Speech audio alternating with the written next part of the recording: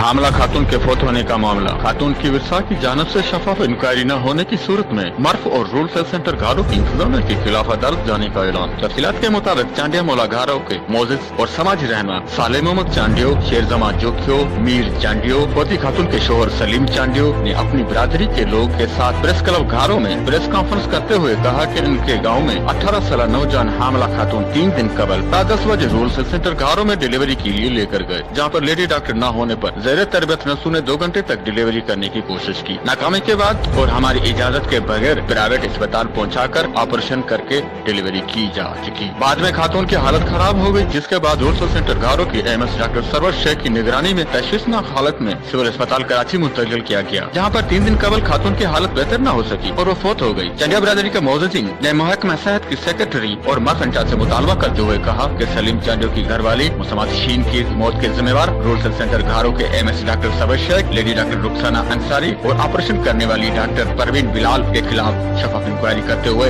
इंसाफ दिलवाया जाए। दूसरी सूरत में अदालत के जरिए इनके खिलाफ कत्ल का मुकदमा दर्ज करवाएंगे। कैमरा टीम के साथ मोहम्मद अली मल्ला, राज न्यूज, घारों।